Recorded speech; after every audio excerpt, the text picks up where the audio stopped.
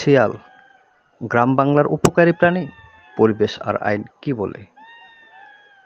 বাংলার প্রাকৃতিক পরিবেশে এমন এক প্রাণী আছে যাকে অনেকে ভয় পায়, কেউ কেউ বিরক্ত হয়, কিন্তু জানো কি, সেই প্রাণীটাই আমাদের পরিবেশ রক্ষায় নীরব যুদ্ধ করে চলেছে।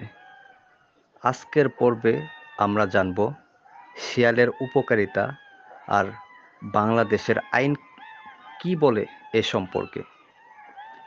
শিয়াল গ্রাম বাংলার পরিচিত এক বন্য প্রাণী। আমরা বাংলায় একে শিয়াল পণ্ডিত বলে চিনি। এরা সাধারণত রাতে চলাফেরা করতে ভালোবাসে।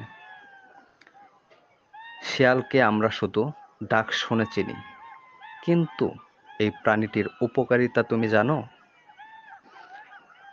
তার মধ্যে অন্যতম পরিবেশ পরিষ্কার।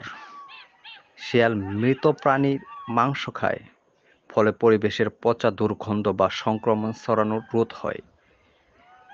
কীটপতঙ্গ নিয়ন্ত্রণকারী। ইঁদুর পোকামাকড় খেয়ে এরা ফসলের জন্য উপকারী ভূমিকা রাখে। খাদ্য চক্রের গুরুত্বপূর্ণ অংশ এরা। শিয়াল নিজে যেমন শিকারী, তেমনি বড় শিকারীদেরও খাদ্য। এর ফলে জীববৈচিত্র্য টিকে থাকে। তারা না থাকলে ইঁদুর বা পোকামাকড়ের উপদ্রব হতো ভয়াবহ, যা ফসল, মানুষ এবং প্রকৃতি সবার জন্যই ক্ষতিকর। বাংলাদেশের আইন কি বলে? বাংলাদেশে শিয়াল একটি সংরক্ষিত বন্যপ্রাণী হিসেবে গণ্য। তাদের হত্যা, বন্দী করা, বিক্রি বা চামড়া সংগ্রহ আইনত দণ্ডনীয় অপরাধ। বন্যপ্রাণী সংরক্ষণ আইন ২০১২ অনুযায়ী শিয়াল হত্যা করলে ৬ মাস থেকে ১ বছরের জেল বা উভয় জরিমানাই হতে পারে, অর্থাৎ অর্থদণ্ডও হতে পারে। কিন্তু এখনো অনেক জায়গায় অজ্ঞতা বা কুসংস্কার বা মজা করার নাম করে শিয়াল হত্যা করা হয়, যা একদিকে প্রাণী হত্যার পাপ, অন্যদিকে প্রকৃতির ভারসাম্য নষ্টের কারণ। শিয়ালকে ভয় নয়, বরং বুঝে তাকে বাঁচাতে হবে।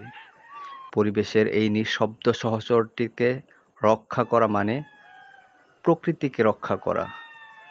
আসুন, মানুষ, পশু ও প্রকৃতি একসাথে সুন্দর একটা ভারসাম্যপূর্ণ বাংলাদেশ গড়ে তুলি।